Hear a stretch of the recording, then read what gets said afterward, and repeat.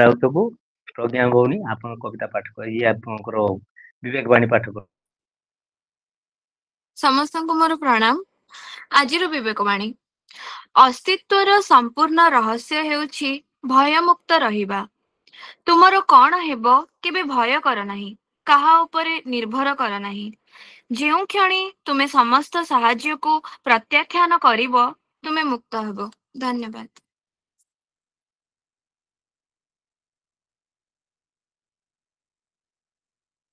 ଧନ୍ୟବାଦ ମା। ସୁନ୍ଦର ବିବେକ ବାଣୀ। କେମିତି ମୁକ୍ତି ପାଇବା ଆମେ ସେ ରାସ୍ତା ଏ ବିବେକ ବାଣୀ ମାଧ୍ୟମରେ ଆପଣ ବାର୍ତ୍ତା ଦେଇଛନ୍ତି। ଧନ୍ୟବାଦ। ତେବେ ଆଜିର ଆଲୋଚ୍ୟ ବିଷୟ ହେଉଛି ଉତ୍କଳୀୟ ସଂସ୍କୃତିରେ ଧର୍ମୀୟ ପରମ୍ପରା। ଆମେ ଏକ ସୁନ୍ଦର ବିଷୟ ନିଶ୍ଚିତ, ଆମର ଗର୍ବ ଗୌରବର ବିଷୟ ନିଶ୍ଚିତ। ଆମେ ତ ବକ୍ତାଙ୍କ ଠାରୁ ଶୁଣିବା, ତେବେ ତା ପୂର୍ବରୁ ଆମେ ଏମିତି ଏକ ବ୍ୟକ୍ତିତ୍ୱକୁ ମୁଁ ଡାକିବି ସଭାପତିତ୍ୱ ଆସନ ପାଇଁ, ଯାହାଙ୍କ ବିଷୟରେ କେତେ କହିଲେ ମଧ୍ୟ ସରିବନି। ତେବେ ସେ ଆଉ କେହି ନୁହନ୍ତି, ଆମ ସମସ୍ତଙ୍କର ଅତି ପ୍ରିୟ ପ୍ରଫୁଲ୍ଲ ରାଉତ ସାର୍, ଯାହାଙ୍କ ଆମ ପାଖରେ ସମସ୍ତଙ୍କ ପାଖରେ ସେ ରାଉତ ସାର୍ ଭାବରେ ସିଏ ପରିଚିତ। ସାର୍ କିଛି ଦିନ ପୂର୍ବରୁ ସିଟି ସ୍କୁଲରେ କିଛି ଦିନ ଶିକ୍ଷକତା କଲା ପରେ, ଅଧ୍ୟାପନା କଲା ପରେ ବର୍ତ୍ତମାନ ଚଢେଇଗୁଡା ହାଇସ୍କୁଲର ସେ ପ୍ରଧାନ ଶିକ୍ଷକ ଭାବରେ ଅବସ୍ଥାପିତ। ସାର୍ଙ୍କର ଦୁଇଟି ଗଳ୍ପ ସଂକଳନ ଏବଂ ଗୋଟିଏ କବିତା ସଂକଳନ ପ୍ରକାଶିତ ହେଇସାରିଛି। ସୁନ୍ଦର ସାହିତ୍ୟ କୃତି ସହିତ ଅନ୍ୟାନ୍ୟ ବିଭିନ୍ନ ସାଂସ୍କୃତିକ କାର୍ଯ୍ୟକ୍ରମରେ ବି ସାର୍ଙ୍କର ଅବଦାନ ରହିଥାଉଛି। ତେବେ ମୁଁ ଆଉ ବିଳମ୍ବ ନ କରିକିରି ମୁଁ ରାଉତ ସାର୍ଙ୍କୁ ନିମନ୍ତ୍ରଣ କରୁଛି, ସେ ସଭାପତିତ୍ୱ ଆସନ ଅଳଙ୍କୃତ କରିବା ସହ କାର୍ଯ୍ୟକ୍ରମକୁ ଆଗେଇ ନେବେ। ସାର୍। ସ୍ୱାମୀ ବିବେକାନନ୍ଦ ଲୋକ ସଂସଦ ବିଚାରଧାରା ନବରଙ୍ଗପୁର ଜିଲ୍ଲା ଶାଖା ତରଫରୁ ଆଜିର 48ତମ ଇ ପାଠଚକ୍ର ଆୟୋଜନ ଅବସରରେ ଆମ ସହିତ ଆଭାସୀ ମଞ୍ଚରେ ଯୋଗ ଦେଇଥିବା ସ୍ୱାମୀ ବିବେକାନନ୍ଦ ଲୋକ ସଂସଦ ପରିବାରର ରାଜ୍ୟସ୍ତରୀୟ ଜିଲ୍ଲାସ୍ତରୀୟ ସମସ୍ତ କର୍ମକର୍ତ୍ତା ବନ୍ଧୁଗଣ ତଥା ସମସ୍ତ ଆମ ପରିବାରର ସଦସ୍ୟ ବୃନ୍ଦ ଏବଂ ମୋର ପ୍ରିୟ ଶ୍ରୋତୃମଣ୍ଡଳୀ ସମସ୍ତଙ୍କୁ ମୁଁ ସାଦର ପ୍ରଣାମ ଜଣାଉଛି। ଆଜିର ଆଲୋଚନାର ଶୀର୍ଷକ ଉତ୍କଳୀୟ ସଂସ୍କୃତିରେ ଧର୍ମୀୟ ପରମ୍ପରା। ଆମ ସହିତ ଆଲୋଚିକା ଭାବେ ଯୋଗ ଦେଇଛନ୍ତି ଶ୍ରୀମତୀ ମନୋରମା ମହାପାତ୍ର, ଅବସରପ୍ରାପ୍ତା ଶିକ୍ଷୟିତ୍ରୀ, ଜଣେ ଆଧ୍ୟାତ୍ମିକ ଚେତନା ଧର୍ମୀ ମଣିଷ, ଜଣେ ସାରସ୍ୱତ ସାଧିକା। ତେଣୁ ସେଇଭଳି ବ୍ୟକ୍ତିତ୍ୱଙ୍କୁ ନିଶ୍ଚୟ ଆମେ ଆଜି ନବରଙ୍ଗପୁର ଜିଲ୍ଲାରେ ବିଚାରଧାରା ଶାଖା ତରଫରୁ କୃତଜ୍ଞତା ଜଣାଇବୁ, ଯିଏ ଆଜିର ଆଲୋଚନା ଚକ୍ରକୁ ଆଗକୁ ଆଗେଇ ନେବେ। ଆମର ଓଡ଼ିଶାର ମହାନ ସଂସ୍କୃତି ଉତ୍କଳୀୟ ସଂସ୍କୃତିରେ ପ୍ରକୃତିରେ ସମସ୍ତ ସଜୀବ ନିର୍ଜୀବ ମଧ୍ୟରେ ସୁସମ୍ପର୍କ ଏବଂ ସୁସମନ୍ୱୟ ରକ୍ଷା ପାଇଁ ବୋଧହୁଏ 12 ମାସରେ 13 ପର୍ବ ପାଳନ ହୁଏ।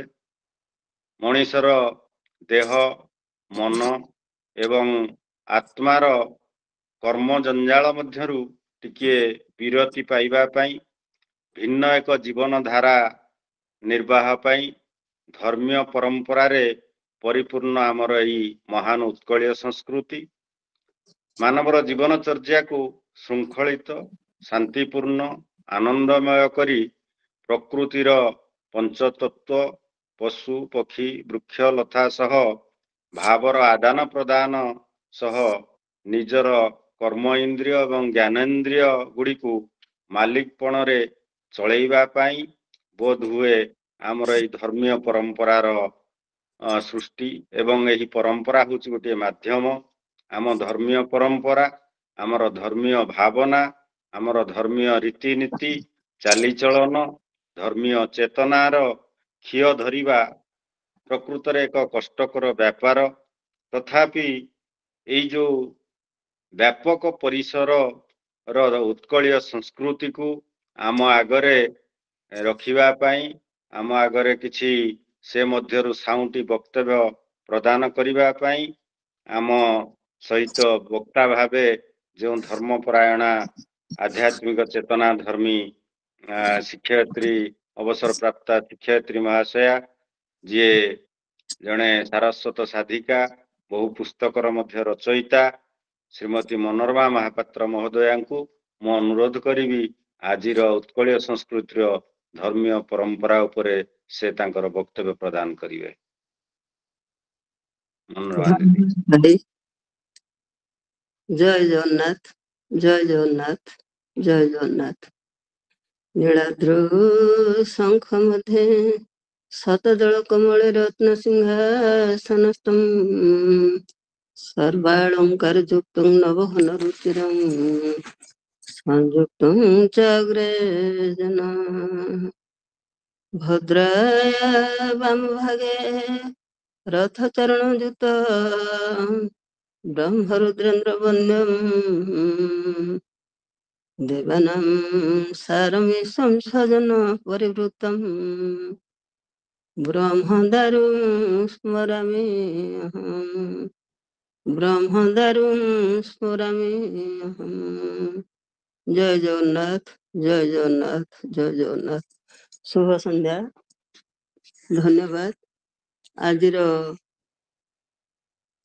48ତମ ଇ ପାଠଚକ୍ରର ଏଇ ଶୁଭ ମୁହୂର୍ତ୍ତରେ ମୁଁ ଆମର ଉପସ୍ଥିତ ସମସ୍ତ ଅତିଥି ପରିଚୟ ତ ବୋଧେ ଆଗରୁ ଦେଇ ସାରିଛନ୍ତି। ମୋର ଟିକେ ବିଳମ୍ବ ହେଇଗଲା 5 ମିନିଟ୍, କ୍ଷମା ମାଗି ନେଉଛି ପ୍ରଥମରୁ। ତେଣୁ ଉପସ୍ଥିତ ସମସ୍ତ ସଂସ୍କୃତି ପ୍ରେମୀ, ଶିକ୍ଷା ପ୍ରେମୀ, ଜ୍ଞାନୀ ଗୁଣୀ, ପ୍ରାଜ୍ଞ ବିଜ୍ଞ, ସଭାପତି ମହୋଦୟ, ଅନ୍ୟାନ୍ୟ ବୟୋଜ୍ୟେଷ୍ଠ ବରିଷ୍ଠ ପ୍ରାଜ୍ଞ ବିଜ୍ଞ ବ୍ୟକ୍ତିତ୍ୱ ତଥା ଆମ ସହ ଯୋଡ଼ି ହୋଇ ରହିଥିବା ସମସ୍ତ ସାନ ଶ୍ରଦ୍ଧେୟ ଯେଉଁମାନେ ଆଗକୁ ଯିବା ପାଇଁ ଚାହୁଁଛନ୍ତି ଏବଂ ଆମ ସହିତ ରହିଛନ୍ତି, ଏବେ ଆମେ ତାଙ୍କ ଦ୍ୱାରା ଉତ୍ସାହିତ ହେଉଛୁ, ସେମାନଙ୍କୁ ମଧ୍ୟ ମୋ ହୃଦୟରୁ ସମ୍ମାନର ସହ ଶୁଭେଚ୍ଛା। ପ୍ରଭୁ ଜଗନ୍ନାଥ ସମସ୍ତଙ୍କର କଲ୍ୟାଣ କରନ୍ତୁ। ମୁଁ ପୁଣି ଥରେ ଧନ୍ୟବାଦ ଅର୍ପଣ କରୁଛି ଯେ ଆଜିର ଏତେ ବଡ଼ ଏଇ ଯେଉଁ ମହାନ ଆଲୋଚନାଟି ରହିଛି। ପ୍ରକୃତରେ ମୁଁ ସେ ଆଲୋଚନା ପାଇଁ ଟିକେ ଆଜି ପ୍ରସ୍ତୁତି ହେବା ପାଇଁ ସମୟ ପାଇନି। ତଥାପି ଯାହା ଆସିବ, ଯାହା ମୋ ଅନୁଭବ ଅଛି, ମୁଁ ସେଥିରୁ କିଛି ବକ୍ତବ୍ୟ ବା ଆଲୋଚନା କରିବି, ଆଲୋକପାତ କରିବି।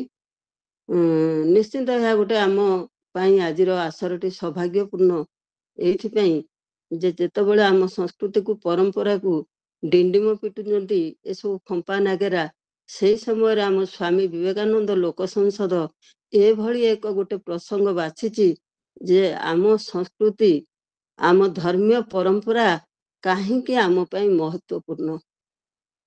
ଏଇଟା କିଛି କମ ବଡ଼ କଥା ନୁହଁ। ଏବେ ଫେସବୁକ୍ ଖୋଲିଦେଲେ, ସୋସିଆଲ ମିଡ଼ିଆ ଖୋଲିଦେଲେ ଖାଲି ବିରୋଧଭାଷ ଆସୁଛି, ବିରୋଧଭାଷ। ସେ ବିରୋଧଭାଷ ଗୋଟେ ପରିବର୍ତ୍ତନ, ସବୁ ଜିନିଷର ଗୋଟେ ପରିବର୍ତ୍ତନ ଅଛି, ପରିବର୍ତ୍ତନ ମଧ୍ୟ ଯୁଗ ଚାହେଁ, କିନ୍ତୁ ଏ ଅହେତୁକ ପରିବର୍ତ୍ତନ, ଅହେତୁକ ନାଗରା, ଅହେତୁକ ବିପକ୍ଷ ଢଙ୍ଗରେ ଯେଉଁଭଳି ଭାବରେ ସମାଲୋଚନା କରାଯାଉଛି, ସେଇ ସମୟରେ ଆମ ସ୍ୱାମୀ ବିବେକାନନ୍ଦ ଲୋକ ସଂସଦର ସଭାପତି ମହୋଦୟ, ମୋର ସମସାମୟିକ ସାନ ଭାଇ କହିଲେ ସାନ ଟିକେ ହେଲେ ମଧ୍ୟ ସମସାମୟିକ ବୋଲି ମୁଁ ଭାବିବି। ମୋ ଠାରୁ ବହୁ ଗୁଣରେ ସେ ଗୁଣୀ, ବିଦ୍ୱାନ ଏବଂ ଭାଷାବିତ୍ ଜଣେ। ସେ ଚୟନ କରିଛନ୍ତି ଏତେ ସୁନ୍ଦର ପ୍ରସଙ୍ଗଟିଏ, ମୁଁ ମନ୍ତ୍ରମୁଗ୍ଧ, ମୋହମୁଗ୍ଧ ହୋଇଗଲି। ଯଦିଓ ପ୍ରସ୍ତୁତି ନ ହୋଇଛି, ତଥାପି ସେ ବିଷୟରେ ଟିକେ କିଛି କହୁଛି। ଆମର ଧର୍ମ ଆମେ ବୁଝିବା, ଆମର ଧର୍ମ କ'ଣ? ଧୃ ଧାତୁରୁ ଧର୍ମ ଶବ୍ଦର ସୃଷ୍ଟି। ଯାହା ଧରି ରଖିଛି ତାହା ହିଁ ଧର୍ମ। ବ୍ୟକ୍ତି, ସମାଜ ବା ସମଗ୍ର ସୃଷ୍ଟି ଏବଂ ସ୍ରଷ୍ଟା ମଧ୍ୟ ସଚରାଚର ସମସ୍ତଙ୍କୁ ଯେ ଧରି ରଖିଛନ୍ତି, ସେ ବା ଯାହାଦ୍ୱାରା ଗୋଟେ ଧାରଣ ହୋଇ ଏକ ସୂତ୍ରରେ ଆବଦ୍ଧ ହୋଇ ସମସ୍ତେ ରହିଛନ୍ତି ଗୋଟିଏ ବଳୟ ଭିତରେ, ତାହା ହିଁ ଧର୍ମ। ଧର୍ମ କହେ ସୃଷ୍ଟିକର୍ତ୍ତାଙ୍କ ସ୍ଥାନ ସର୍ବପ୍ରଥମ ଓ ସେ ସର୍ବମାନ୍ୟ ଅଟନ୍ତି। ଏହି କ୍ରମରେ ଆମେ ସମ୍ମାନ ଦେଉ, ପୂଜା ଆରାଧନା କରୁ, ବୟୋଜ୍ୟେଷ୍ଠଙ୍କୁ ମାନ୍ୟତା ପ୍ରଦାନ କରୁ, ସାନକୁ ସ୍ନେହ ଦଉ, ବିଭିନ୍ନ ବ୍ରତ ଉପବାସ ବିଧାନ ସାଧନ ଇତ୍ୟାଦି କରୁ। ଏଇ ଯଦି ଆମେ ବିଚାର କରିବା ଯେ ବିଚାର କଲେ ଧର୍ମ ନାମରେ ଏଇ ସବୁ କରିବାଟା କୌଣସି ଅବିଚାର ହବନି। ଏଇ ସବୁ ମୁଁ ଯାହା କହିଲି, ଆମେ ଯୋଉ ପୂଜା ଆରାଧନା କରୁଛୁ, ସମ୍ମାନ ଦଉଛୁ, ମାନ୍ୟତା ଦଉଛୁ, ସ୍ନେହ ଦଉଛୁ, ପ୍ରେମ ପ୍ରୀତି ଶାନ୍ତି ମୈତ୍ରୀରେ ବାନ୍ଧି ହେଇ ରହୁଛୁ, ଏଇଟା ଅବିଚାର ନୁହେଁ। ଆକୁ ଆମେ ଅନ୍ଧଭକ୍ତି ବୋଲି କହିପାରିବାନି, ଅନ୍ଧବିଶ୍ୱାସ ବୋଲି କହିପାରିବା ନାହିଁ।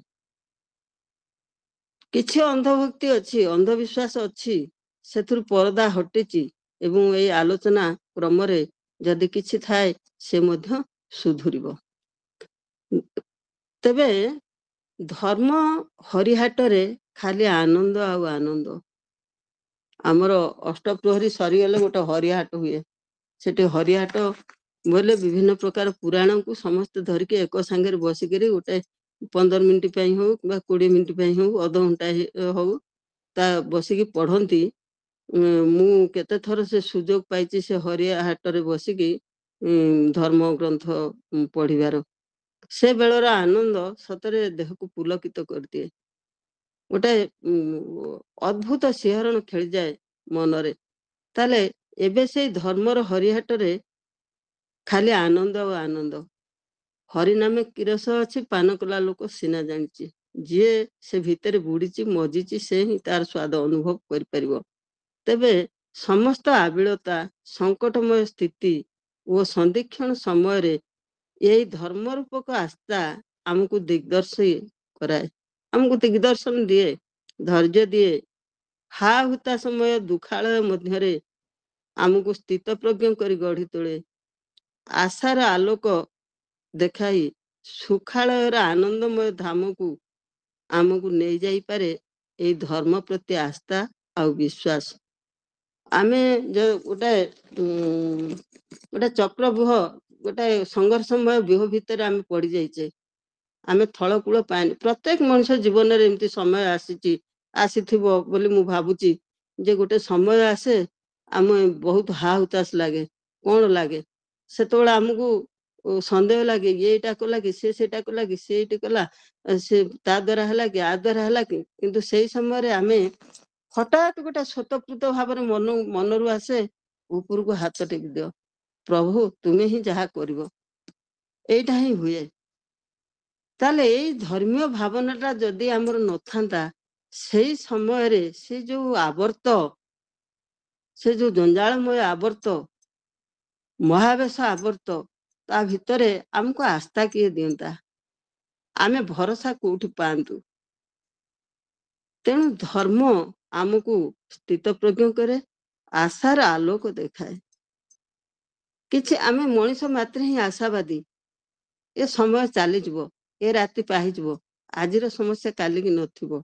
ଏଇ ଆଶା ନେଇ ମଣିଷ ପ୍ରଥମେ ନିଜକୁ ଥୟ କରେ, ତାପରେ ସେ ତା ଯୋଜନା ମୁତାବକ ମନର ଦମ୍ଭ ଆସେ, ଧୈର୍ଯ୍ୟ ପାଏ, ମନର ବଳ ଆସେ, ସେ ସମସ୍ୟାକୁ ମୁକାବିଲା କରିବା ପାଇଁ ବା ସମାଧାନ କରିବା ପାଇଁ ବିଭିନ୍ନ ସୂତ୍ର ଖୋଜେ, କାମ କରେ, କିନ୍ତୁ ବିନମ୍ର ଭାବରେ ନିଜକୁ ସମର୍ପିତ କରିଦେଇଥାଏ ଠାକୁରଙ୍କ ପାଖରେ।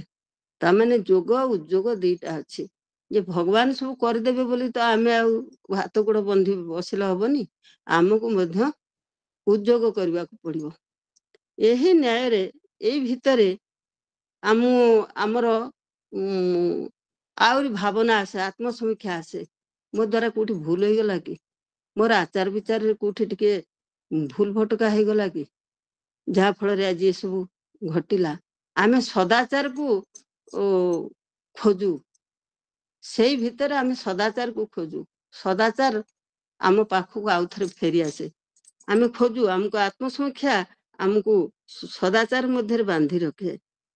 ସର୍ବପ୍ରଥମେ ନିଜ ମନରେ, ପରିବାରରେ ଓ ସମାଜରେ ଶାନ୍ତି ଓ ଆନନ୍ଦ ଦେଇପାରେ କେବଳ ଧର୍ମ ମାର୍ଗ। ମଣିଷ ହୃଦୟବତାର ଅଧିକାରୀ, ଧର୍ମ ହେଉଛି ମଣିଷର ହୃଦୟବତା। ଧର୍ମ ମଣିଷକୁ ହୃଦୟବତାର ଅଧିକାରୀ କରେ, ପ୍ରେମ ପ୍ରୀତି ସ୍ନେହ ମମତାରେ ବାନ୍ଧି ରଖେ, ଯାହା ଫଳରେ ସମାଜରେ ଐକ୍ୟ ପ୍ରତିଷ୍ଠା ହୁଏ। ଭାଗବତ କରୁଣା ଆମେ ଉପଲବ୍ଧି କରୁ, ସେଇ ସମୟରେ ଆମକୁ ଆତ୍ମସନ୍ତୋଷ ମିଳେ। ସେଇଥିପାଇଁ ତ ଆମେ ପ୍ରାର୍ଥନା କରୁ, ସତ୍ୟ ପଥେ ଧର୍ମ ପଥେ ଘେନି ଯାଅ ମୋତେ,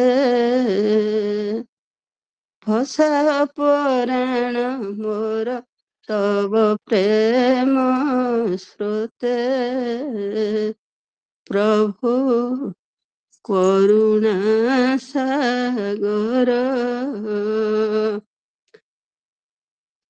ଆମେ ନିଜକୁ ସମର୍ପି ଦଉ। ଯଦି ଧର୍ମର ଆସ୍ଥା ନଥାନ୍ତା, ବିଶ୍ୱାସ ନଥାନ୍ତା, ଆମ ଭରସା ରହନ୍ତାନି, ଆମେ ତ ଭାଙ୍ଗି ପଡନ୍ତୁ। କିନ୍ତୁ ଆମେ ଯେତେବେଳେ ନିଜକୁ ସମର୍ପଣ କରିଦଉ, କେବଳ ଏଇଥିପାଇଁ ଯେ କାହିଁକି ନା ଆମେ ଭଲ ଭାବରେ ଜାଣିଛୁ ସତ୍ୟ ହିଁ ଧର୍ମ। ଧର୍ମ ପଥରେ ଯିଏ ଚାଲିଛି, ଟିକେ ପଥ କଷ୍ଟକର କିନ୍ତୁ ବିଜୟ ସୁନିଶ୍ଚିତ।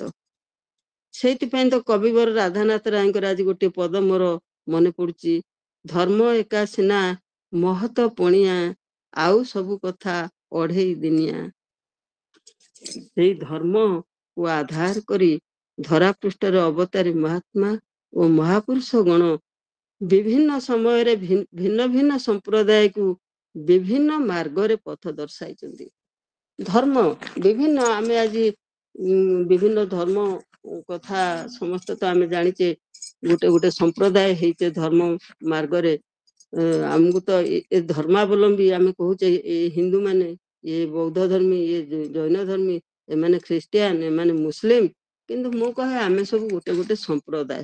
ଧର୍ମ ଗୋଟେ ଜିନିଷ, ଆମେ ବୁଝିପାରିନେ, ଆମେ ସବୁ ନାଁ ଦେଇଛେ ଆମେ ଧର୍ମ ବୋଲି।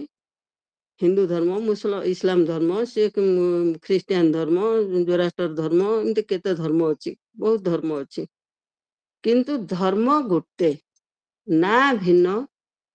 ଆମେ ତାକୁ ସାମ୍ପ୍ରଦାୟିକ ବିଭାଗୀକରଣ କରିଛୁ ଆଚରଣଗତ ନୀତି ଗତିକୁ ନେଇ, କିନ୍ତୁ ଧର୍ମ ହଉଛି ଏକ। ଗୋଟେ ଛୋଟିଆ କଥା ମୁଁ କହୁଛି, ଧରାଯାଉ ଗୋଟେ ପୋଖରୀ ଅଛି, ତା ଭିତରେ ଜଳ। କେତେ ଜଣ ଚାହୁଁଛନ୍ତି, ସେଇ ସବୁ ଧର୍ମ 5-7 ଧର୍ମାବଲମ୍ବୀର ଲୋକ ଧରାଯାଉ ସେଠି ଛିଡା ହେଇଛନ୍ତି, ସେମାନେ ସମସ୍ତେ ଗାଧେଇବାକୁ ଚାହୁଁଛନ୍ତି, କିଏ କାହାକୁ ଛୁଉଁନାହାନ୍ତି।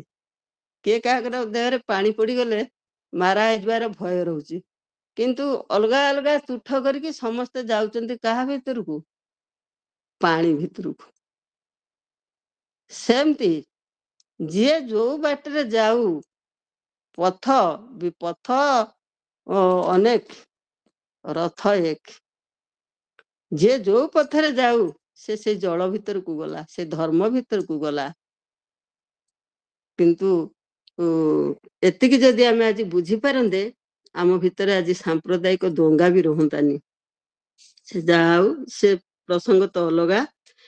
ତେବେ ଯୋଉ ଅବତାରୀ ମହାତ୍ମା ଓ ମହାପୁରୁଷ ମାନେ ଭିନ୍ନ ଭିନ୍ନ ସମ୍ପ୍ରଦାୟକୁ ବିଭିନ୍ନ ମାର୍ଗରେ ପଥ ଦର୍ଶାଇଛନ୍ତି, କାରଣ ଜଞ୍ଜାଳମୟ ସଂସାରରେ ପଦ୍ମପତ୍ର ପରି ରହି ସ୍ୱଧର୍ମ ଆଚରଣରେ ଆମକୁ ସତ୍କର୍ମ କରିବା ପାଇଁ ପଡିବ। ସଂସାର ବିଷବୃକ୍ଷଣ ଦୈବ ମଧୁର ଫଳ, କାବ୍ୟ ଶାସ୍ତ୍ର ରସାମୃତ ସଜନ ସାଧୁ ସଙ୍ଗତମ।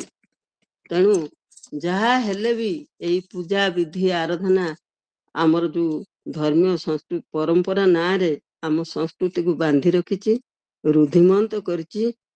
ଯେମିତି ପଙ୍କରୁ ପଦ୍ମ ଫୁଟେ, ପଦ୍ମପତ୍ର 7 ତାଳ ପାଣି ଭେଦ କରିକି ପଦ୍ମପତ୍ର ଉପରକୁ ପଳେଇ ଆସେ, ପଦ୍ମ ଫୁଲ ମଧ୍ୟ ତା ଉପରୁ ଆହୁରି ଚାଖେଣ୍ଡେ ଛିଡା ହୁଏ, କିନ୍ତୁ ସେ ପଦ୍ମପତ୍ରରେ ଠୋପାଏ ପାଣି ଲାଗେନି। ପ୍ରକୃତରେ ଯଦି ଆମେ ଧର୍ମ ମାର୍ଗରେ ଅନୁସରଣ କରୁଥିବା, ଧର୍ମ କଣ ବୁଝୁଥିବା, ଆଧ୍ୟାତ୍ମିକତା କଣ, ତେବେ ଜଞ୍ଜାଳ ମଧ୍ୟରେ ଥାଇ ମଧ୍ୟ ଜଞ୍ଜାଳ ଲାଗିବନି।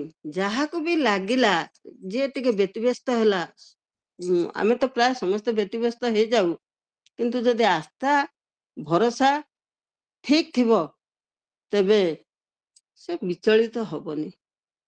ଉଦେତି ସବିତା ତାମ୍ର ସ୍ତାମ୍ର ଏବାସ୍ତମେତି ଚ ସମ୍ପତୌଚ ବିପତୌଚ ମହତମ ଏକ ରୂପ୍ୟତା। ସେ କେବେ ବି ବିଚଳିତ ହବନି। ତେଣୁ ସେ ଯାହା ହଉ, ସେଇଥିପାଇଁ ସେଇ ଧର୍ମ ଆଚରଣକୁ ନେଇ ଆମକୁ ଯୋଉ ସତ୍କର୍ମ କରିବାକୁ ପଡୁଛି, ସେଥିପାଇଁ ଆମକୁ ଉପଚାର ଦରକାର। ଯେମିତି ଅଭ୍ୟାସ ନ କଲେ ଶାସ୍ତ୍ର ମନେ ରହେନି, ଆମେ ଭୁଲି ଯାଉ। ସେମିତି ଏ ଧର୍ମ ମାର୍ଗକୁ ଅନୁସରଣ କରିବା ପାଇଁ ଆମକୁ କିଛି ଉପଚାରର ଆବଶ୍ୟକତା ଅଛି। ଅନେକ ସେଇଥିପାଇଁ ହିଁ ସବୁ ସମ୍ପ୍ରଦାୟ ଭିତରେ ନାନା ପ୍ରକାର ପୂଜାବିଧି ରହିଛି, ପରମ୍ପରାଗତ ଆଚରଣ ବି ରହିଛି। କିନ୍ତୁ ତା ଭିତରେ ଆମ ଦେବଭୂମି ଭାରତବର୍ଷ, ଯେଉଁଠି ଯେକୌଣସି ପ୍ରାଣୀ ଜନ୍ମଗ୍ରହଣ କରେ, ଯେକୌଣସି ଜଡ଼ ଆଉ ପ୍ରାଣ ଥିବା ସଚଳ ବ୍ୟକ୍ତି, ଜଡ଼ ବ୍ୟକ୍ତି, ସେ ନିଜକୁ ଧନ୍ୟ ବୋଲି ମନେ କରେ। ସେ ଭାବେ ସେ ସୁକୃତ। କାରଣ କୁହାଯାଇଛି ବର୍ଷାଣାଂ ଭାରତ ଶ୍ରେଷ୍ଠ ଦେଶାନାଂ ଉତ୍କଳ ଶ୍ରୁତ ଉତ୍କଳସ୍ୟ ସମଦେଶ ଦେଶ ନାସ୍ତି ମହିତଳେ। ତାହେଲେ ଏଇ ଭାରତବର୍ଷ ଯେଉଁଠି ଯେକୌଣସି ପ୍ରାଣୀ ଜନ୍ମଗ୍ରହଣ କରି ନିଜକୁ ଧନ୍ୟ ମନେ କରୁଛି, ସେଇ ତା ଭିତରେ ପୁଣି ଆମର ଉତ୍କଳ ଭୂମି, ପୁଣ୍ୟଭୂମି ଜଗନ୍ନାଥ ଧାମ ଓଡ଼ିଶା। ତେଣୁ ସେ ଓଡ଼ିଶାରେ ଜନ୍ମଗ୍ରହଣ କରି ଆମେ ମଧ୍ୟ ଧନ୍ୟ। ଇଏ ଏମିତି ଏକ ଆର୍ଯ୍ୟଭୂମି, ପୁଣ୍ୟଭୂମି, ଯୋଉ ଉତ୍କଳୀୟ ମାନେ ଶ୍ରୀ ଜଗନ୍ନାଥ ପ୍ରତି ଓଡ଼ିଆଙ୍କର ମଉଡ଼ମଣି, ସମସ୍ତଙ୍କର ସର୍ବଇଷ୍ଟ ଦେବ ଜଗନ୍ନାଥଙ୍କ ନୀତିକାନ୍ତି ଆଧାରରେ ଓଡ଼ିଆ ମାନେ ଆମର 12 ମାସରେ 13 ପର୍ବ ପାଳନ କରନ୍ତି ବୋଲି କଥିତ ଅଛି। କଥିତ ନାହିଁ, ଏଟା ଏବେ ମୁଁ ବେଳେ ବେଳେ ଭାବେ 13 ପର୍ବ କଣ, ବୋଧେ 1300 ପର୍ବରୁ ଅଧିକ ହେଇଯିବ। ମୁଁ ବେଳେ ବେଳେ ମନରେ ଭାବେ, କାରଣ କିଏ କେତେବେଳେ ଯୋଉ ଆମର ମନେ ପଡୁନି ପଦଟି ଶିଳାଶାଳା ଏଠି ଯାଉ, ଯୋଉ ଆର ଶିଳା ହଉଛି ଶାଳ ଗ୍ରାମ, ଆର ପାଣି ହଉଛି ପାଦୁକ କୁଣ୍ଡ, ଆର ମାଟି ହଉଛି ବିଭୂତି, ଆର ଭସ୍ମ ହଉଛି ଚନ୍ଦନ। ଯଦି ଆମେ ହୋମ ଯଜ୍ଞ କରୁଛେ, ଯୋଉ ଭସ୍ମ ଟିକେ ବାହାରୁଛେ ଆମେ ତାକୁ ମଥାରେ ମାରୁଛେ, ଶିଳାଖଣ୍ଡକୁ ଆଣିକି ବିଶ୍ୱାସରେ ପୂଜା କରୁଛେ, ଗଛକୁ ପୂଜା କରୁଛେ, ଗଛକୁ ପୂଜା କରୁଛେ, ମାଛକୁ ପୂଜା କରୁଛେ। ଏ ସବୁ ଆମର ରାଉତ ସାରେ ପୂର୍ବରୁ କହିଲା ଭଳି ଜଡ ଚେତନ ସବୁଠି ଆମେ ଈଶ୍ୱରଙ୍କ ସତ୍ତାକୁ ଅନୁଭବ କରୁଛେ। ଆଉ ସେଇଥିପାଇଁ ହିଁ 12 ମାସରେ 13 ପର୍ବ, 13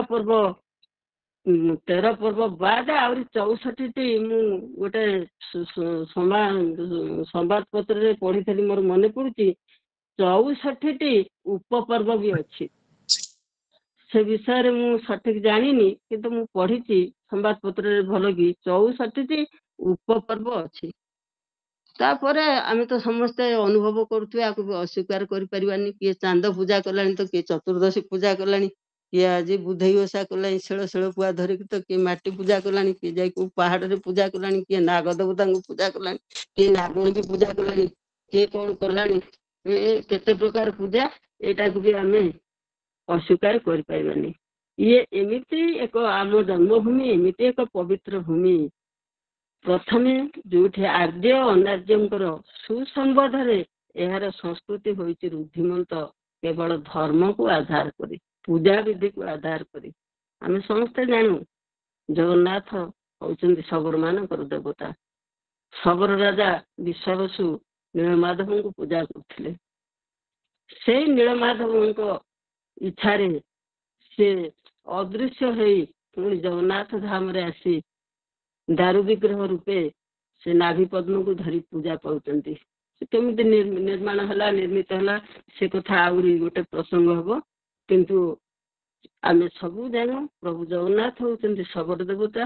ସମୟ ଚକ୍ରରେ ଆମେ ଆଜି ଆର୍ଯ୍ୟ ଅନାର୍ଯ୍ୟ ଭିତରେ ଆମର ସୁସଂଯୋଗ ଘଟିଲା।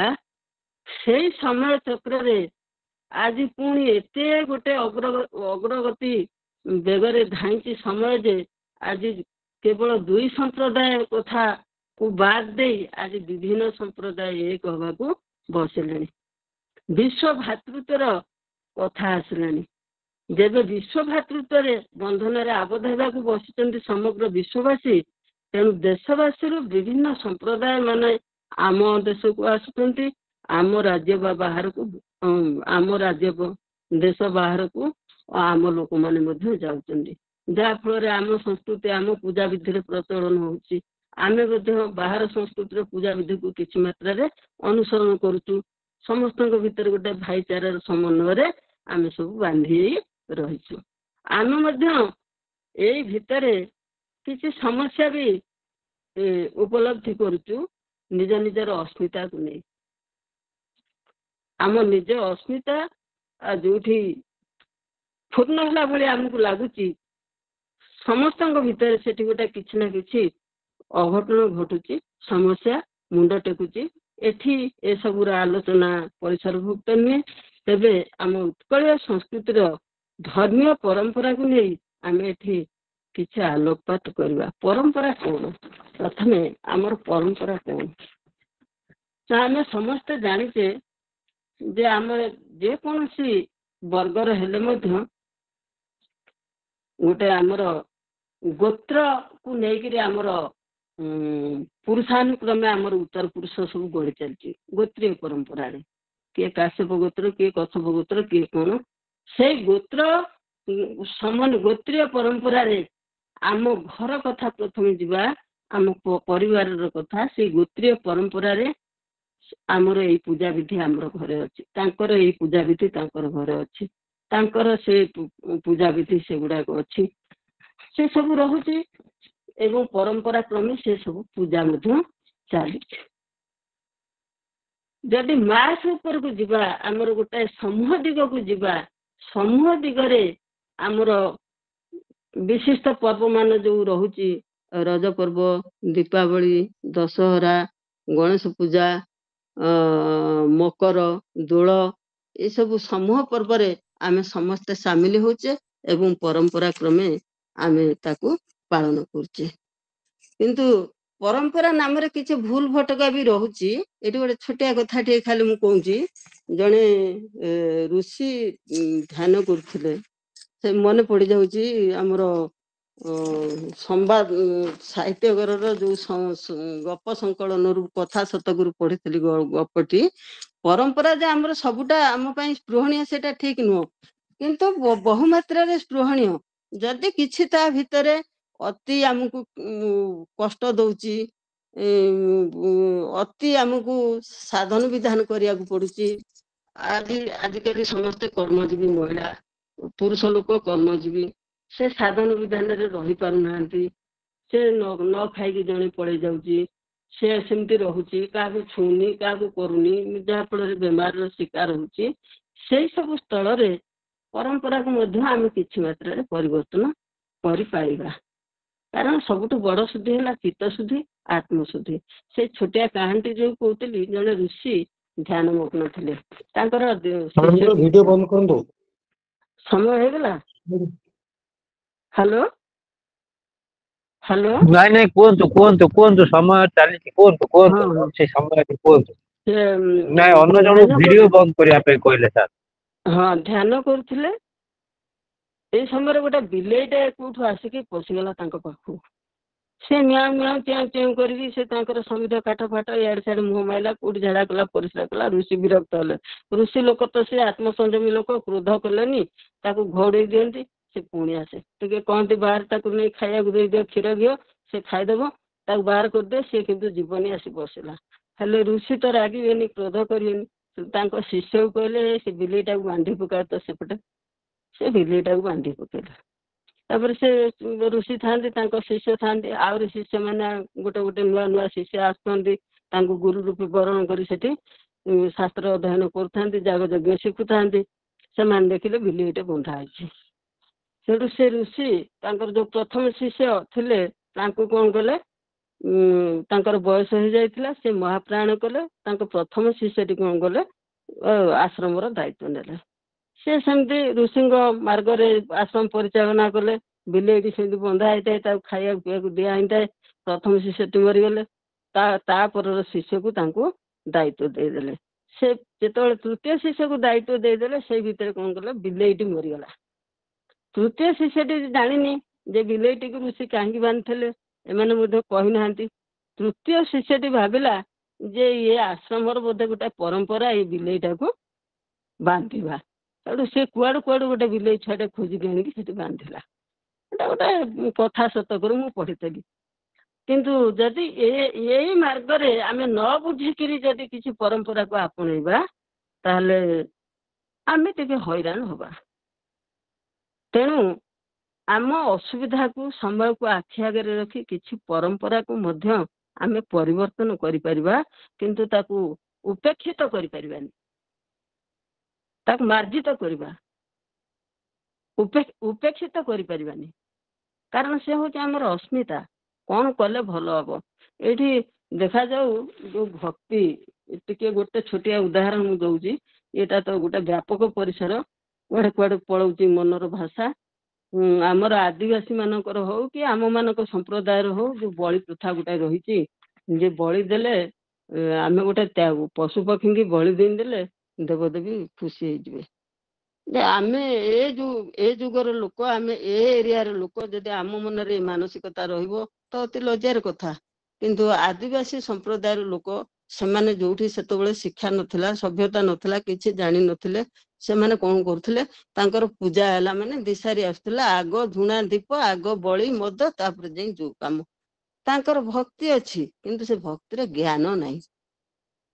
ଆମର ବି ଏଠି ଯୋଉମାନେ ବଳି ଦଉଛନ୍ତି, ଭକ୍ତି ଅଛି କିନ୍ତୁ ଜ୍ଞାନ ବିବର୍ଜିତ ଭକ୍ତି। ଯୋଉ ଗୀତାରେ ଯୋଉ 3 ଯୋଗ କଥା କୁହାଯାଇଛି, ଜ୍ଞାନ, ଭକ୍ତି ଆଉ କର୍ମ, ଏ 3ଟା ଯାକ ପରିପୂରକ ସମସ୍ତେ। ଆଉ ତ ଅନେକ ଯୋଗ ଅଛି, କିନ୍ତୁ ମୁଖ୍ୟତଃ ଏଇ 3 ଯୋଗ, କର୍ମ, ଭକ୍ତି ଆଉ ଜ୍ଞାନ। ଜ୍ଞାନ ନଥିଲେ କର୍ମ ଶୁଦ୍ଧ ହବନି, କି ଭକ୍ତି ମଧ୍ୟ ସରଳ ହବନି। ଅନ୍ଧବିଶ୍ୱାସ, ତାକୁ ଆମେ କହିବା ଅନ୍ଧବିଶ୍ୱାସ। ଏ କ୍ଷେତ୍ରରେ ଆମେ ପରିବର୍ତ୍ତନ ଆଣିବା। ପରିବର୍ତ୍ତନ ଆସିଛି, ଆହୁରି ଆଣିବା ପାଇଁ ପ୍ରଚେଷ୍ଟା ମଧ୍ୟ ଜାରି ରଖିବା ଦରକାର। ଇଏ ଗଲା ଗୋଟେ କଥା। ତାପରେ ଏଇ ଯୋଉ ପରମ୍ପରା ଆମର ରହିଛି ଘର ମାନଙ୍କରେ, ସେ ପରମ୍ପରାକୁ ନେଇକି ଯୋଉଗୁଡାକ, ସବୁ ପରମ୍ପରା ଖରାପ ନୁହଁ। ଓଷାଟିଏ ହେଲେ, ବାହାବ୍ରତଟିଏ ହେଲେ ଘର ଦ୍ୱାର ଭଲ ଭାବରେ ପୋଛାପୋଛି କରିବା, ଝାଡୁ ଦେବା, ରଙ୍ଗ ମୁର୍ଜ କରିବା।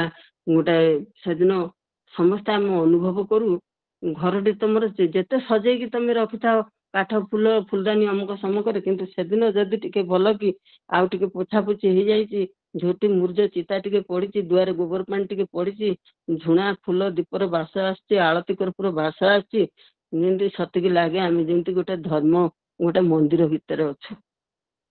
ଆମ ମନ ଗୋଟେ ତଲ୍ଲୀନ ହେଇଯାଏ, ଆମ ଭାବ ଗୋଟେ ଉନ୍ମିଳିତ ହେଇଯାଏ। କେତେ ଶାନ୍ତି ଲାଗେ, କେତେ ତୃପ୍ତି ଲାଗେ। ତେଣୁ ଏ ପରମ୍ପରାକୁ ଆମେ ଉପେକ୍ଷିତ କରିପାରିବାନି କେବେ ବି। ଏଇଟା ଆମର ବିଧି। ଆଗରୁ ଥିଲା ଯେ ସକାଳୁ ଉଠିଲେ ସବୁ ଟିକେ ଗୋବର ପାଣି ପଡିବ ଘରେ। ଏବେ ତ ସମସ୍ତଙ୍କର ପକ୍କା ଘର ହେଇଯାଇଛି, ଆଉ ଗୋବର ପାଣି ପଡୁନି। ତଥାପି କିଏ କିଏ ମୁଁ ଦେଖିଛି ଗାଁ ଗହଳିରେ ଟିକେ ଫୁଣ୍ଟାଏ ଗୋବର ଦେଇକିରି ତାକୁ ପବିତ୍ର ପାଣିରେ ଧୋଇ ଦଉଛନ୍ତି। କାହିଁକି ନା ଏବେ ମଧ୍ୟ ସେମାନେ ପରମ୍ପରାକୁ ଧରିକି ରଖିଛନ୍ତି। ସତରେ ଗୋମାତାର ଲୋମ ମୂଳ ସବୁ କିଛି ପବିତ୍ର, ତାକୁ ଆମେ ଅପବିତ୍ର କହିପାରିବାନି। ସବୁ ପଶୁ ପକ୍ଷୀ ପ୍ରାଣୀ ସମସ୍ତଙ୍କର କିଛି ନା କିଛି ଅବଦାନ ରହିଛି। ତେଣୁ ସିଏ ଆଗରୁ ଗୋବର ପାଣି ପଡୁଥିଲା କ'ଣ, ଯୋଉ ଆମର ଦେଶୀ ଘାସ ସବୁ ଖାଉଥିଲେ, ଜୈବ ଜୀବାଣୁରେ ଗୋରୁଙ୍କ ଗୋବର ମଧ୍ୟ ଥିଲା ଗୋଟାଏ ଔଷଧ, ସର୍ବୋତ୍କୃଷ୍ଟ ଔଷଧ, ଯାହାକି ଟିଟି ଭଳି ରୋଗରୁ ମଧ୍ୟ ଲୋକଙ୍କୁ ରକ୍ଷା କରିପାରୁଥିଲା। ଜୀବାଣୁ ମାନଙ୍କୁ ମାରି ଦଉଥିଲା, ଭୂତାଣୁ ମାନଙ୍କୁ ମାରି ଦଉଥିଲା। ସେଥିପାଇଁ ଗୋବର ପାଣି ପକଉଥିଲେ। ଇଏ ପରମ୍ପରା। ଏବେ କିନ୍ତୁ ବର୍ତ୍ତମାନର ଯୋଉ ଗାଈ ଦାନା ଖାଉଛନ୍ତି, ଔଷଧ ଖାଉଛନ୍ତି, ସାର ଖାଉଛନ୍ତି, ଆମକୁ ତାକୁ ତ୍ୟାଗ କରିବାକୁ ନିଶ୍ଚୟ ପଡିବ। ସେ କୁକୁର ଭୋଟ ଆହୁରି ଗନ୍ଧ କହିଲେ ଚଳେ। ତେଣୁ ଏସବୁ କ୍ଷେତ୍ରରେ ଆମେ ଟିକେ ପରିବର୍ତ୍ତନ ଆଣିବା। ତାହେଲେ ଏଇ ଯୋଉ ପରମ୍ପରା ଆମର କାଳକ୍ରମେ ଚାଲି ଆସିଛି, ଘରର ରୀତିନୀତିକି ଧରିକି, ଗୋତ୍ର ଅନୁସାରେ କିମ୍ବା ବଂଶର ଗୁଣସୂତ୍ର ଅନୁସାରେ ଆମେ ତାକୁ ଯୋଉ କାମକୁ କରି ଆସୁଛେ, ସେଇଟା ହେଲା ଆମର ପାରିବାରିକ ପରମ୍ପରା। ସାମୂହିକ ପରମ୍ପରା ସବୁ ହଉଛି କଣ, ଆମର କାଳୀ ପୂଜା ହେଲା, ଦଶହରା ପୂଜା ହେଲା, ରଜ ପର୍ବ ହେଲା, ଆମେ ସମସ୍ତେ ଏକାଠି ହେଇକି ସେ ପର୍ବ ପାଳନ କରିବା, ମଜା ମଉଜ କରିବା, ଆନନ୍ଦ ଉଲ୍ଲାସ କରିବା, ନାଚ ଗୀତ କରିବା, ଯାହା ଫଳରେ ଆମ ମନରେ ମଣିଷ ସାରା ବର୍ଷ ବ୍ୟତିବ୍ୟସ୍ତ ହେଇଥିବ କାମ ଭିତରେ, ମଝିରେ ମଝିରେ ଏଇ ସବୁ ଟିକେ ସମୟ ପାଇଲେ ଟିକେ ମନରେ ତାର ଉନ୍ମୋଦନା ଆସିବ। ଆନନ୍ଦ ନଥିଲେ କର୍ମ କରିବାକୁ କେବେ ହେଲେ ପ୍ରବଣତା ଜାଗ୍ରତ ହବନି। ତେଣୁ ମନକୁ ଆହୁରି ପ୍ରଖର କରିବା ପାଇଁ, ଦିବ୍ୟ ଚେତନାକୁ ଧାରଣ କରିକି ଆହୁରି କର୍ମ ପ୍ରବଣ କରିବା ପାଇଁ ଏ ପୂଜା ପର୍ବପର୍ବାଣୀ ପରମ୍ପରା ଏସବୁ ରହିଛି। ସବୁ ପରମ୍ପରା ଖରାପ ନୁହଁ, ସମୟକୁ ଚାହିଁକି ଆମକୁ କିଛି ପରିବର୍ତ୍ତନ କରିବାକୁ ପଡିବ। ଆମର ଏଠି ଆମେ ଯୋଉ ଆମର କହିବା ନାହିଁ, ଆମେ ଜନ୍ମଦିନ ଆମର ପାଳନ ହଉଥିଲା, ଆମେ ସେ କ୍ଷୀରି ପିଠା କରୁଥିଲେ, ଠାକୁରଙ୍କୁ ଟିକେ ଭୋଗ ଚାଉଳ ଦଉଥିଲେ, ଘରେ ଟିକେ ଦୀପ ଧୂପ ଦେଇ ବନ୍ଦଉଥିଲେ। ଏବେ କିନ୍ତୁ ସେଇଟା ଉଠି ଯାଇଛି, ଘରେ ଘରେ ହଉଛି କେକ୍ କଟା। ଜନ୍ମଦିନ ମାନେ ପ୍ରଥମେ ପିଲାଟି ଉଠିକି ଠାକୁର ଘରେ ମୁଣ୍ଡିଆ ମାରୁଥିଲା, ମା ତାର ମୁଣ୍ଡରେ ତିଲକ ଚନ୍ଦନ ଲଗେଇ ନଉଥିଲା, ଟିକେ ଫୁଲ କଦଳୀ ନଡିଆ ଯାହା ଦେଇକିରି ମନ୍ଦିରକୁ ପଠଉଥିଲା, ଘରେ ଟିକେ କ୍ଷୀରି କରିକି ଖୁଏଇକିରି ଷଠି ଦେବୀଙ୍କୁ ପୂଜା କରୁଥିଲା। ସେଇଟା ହଉଛି ଆମ ମାନଙ୍କର ପରମ୍ପରା। ଏଇଟା ଆମ ଅସ୍ମିତାର କଥା, ଆମ ଗୌରବର କଥା। ଏଥିରେ ଆମର ପିଲାର ମଙ୍ଗଳ ଅଛି। କିନ୍ତୁ ଏବେ ଦେଖ, ଆମର ସମସ୍ତେ A ରୁ Z ସବୁ ପିଲା ଏବେ, ଏମିତିକି ବଡ ମଣିଷ ମାନେ ମଧ୍ୟ କେକ୍ କାଟିଲେ ହଉନି। ମନା ନାହିଁ, ଏଠି ମୁଁ ଖ୍ରୀଷ୍ଟିଆନ ଭାଇମାନଙ୍କୁ ନିନ୍ଦା କରୁନି, କିନ୍ତୁ ସେ ଯୋଉ କେକ୍ ର ଏସେନ୍ସ ବୋଳା ହେଇଛି, ସେଥିରେ ଯୋଉ କେମିକାଲ ସବୁ ଦିଆଯାଇଛି, ସେଥିରେ ଛୁରୀ କଇଁଚି ଲାଗୁଛି, ତାପରେ ଦୀପ କ୍ୟାଣ୍ଡେଲ ଜଳୁଛି, କ୍ୟାଣ୍ଡେଲ ଆମେ ଦୀପ ଜଳଉଛୁ, ସେଠି କ୍ୟାଣ୍ଡେଲ ଲିଭା ହଉଛି। କେତେ ଫରକ। ଆମ ପରମ୍ପରାଟା ବଡ ନା ସେ ପରମ୍ପରାଟା ବଡ? ଆମେ ବିଚାର କରିବା। ପ୍ରଥମେ ଆମେ ଅନୁସରଣ କରି ଘରେ ଘରେ ପିଲାଙ୍କୁ ଏ କଥା ବୁଝେଇବାର ଅଛି। ନ ବୁଝେଇଲେ ହେବନି, ପିଲା ତ ସବୁ ମାତି ଗଲେଣି। ଯୋଉ ମା ମାନେ ବି କରୁଛନ୍ତି ଏସବୁ, ସେ ଘରେ ସେ ଛୁଆ କାନ୍ଦୁଛି। ଖାଲି ଘରେ ନାହିଁ, ଘରଠୁ ଶିକ୍ଷାନୁଷ୍ଠାନଠୁ ସବୁଠି ଏସବୁ ଜିନିଷ ବୁଝେଇବା ଦରକାର। ଆମ ଘରେ ମୁଁ କହୁଛି, ମୋ କଥା, ମୋ ନାତି କାନ୍ଦୁଛି, ମୁଁ ଛେନାପୋଡ ଆଣିକି କାଟି ଦଉଛି, ଖଣ୍ଡ ଖଣ୍ଡ କରିକି ଦେଇ ଦଉଛି। କିନ୍ତୁ ଦେଖ, ଗୋଟେ ଧର୍ମୀୟ ଆଧାର ଭିତରେ ସୁନ୍ଦର ଜିନିଷଟା କେମିତି ସେଟା ବିକଳାଙ୍ଗ ହେଇଯାଉଛି ବେଳକୁ ବେଳ। ତେଣୁ ନିଜ ଧର୍ମ ହେଲା ସବୁଠୁ ଶ୍ରେଷ୍ଠ। ନିଜ ଧର୍ମରେ ରହିବା ହିଁ ସାର। ଯୋଉଠୁ ଆମର ଗୀତା ଯୋଉ କହିଛି, ଶ୍ରେୟାନ୍ ସ୍ୱଧର୍ମ ଅବିଗୁଣ ପରଧର୍ମାତ୍ ସ୍ୱ ଅନୁଷ୍ଠିତାତ୍ ସ୍ୱଧର୍ମେ ନିଧନ ଶ୍ରେୟ ପରଧର୍ମ ଭୟାବହ। ଏମିତି ଆହୁରି ଅନେକ ଉଦାହରଣ ଦେଇଛି, ସେ ଉଦାହରଣ ଦେଲେ ବହୁତ ହବ, ମୁଁ ଗୋଟିଏ କେବଳ ଦେଲି।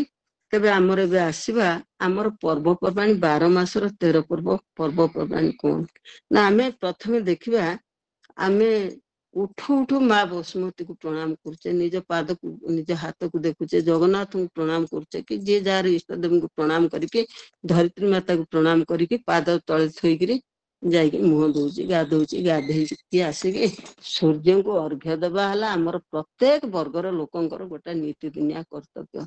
କାରଣ ସୂର୍ଯ୍ୟ ମହାପ୍ରଭୁ ହେଲେ ସକଳ ଶକ୍ତିର ଆଧାର। ଏଇଟା ଆଉ କୋଉ ଧର୍ମରେ ଅଛି କି ନାହିଁ ମୁଁ ଜାଣିନି, ପ୍ରାୟ ନାହିଁ। କିନ୍ତୁ ଦେଖ, ଆମେ କେତେ ଭାଗ୍ୟବାନ, ଆମେ ସେ ଜିନିଷଟାକୁ ଉପଲବ୍ଧି କରୁଛୁ ଯେ ସୂର୍ଯ୍ୟ ସକଳ ଶକ୍ତିର ଆଧାର, ସକଳ ଜ୍ଞାନର ଭଣ୍ଡାର, ସକଳ ଜଗତର ମିତ୍ର।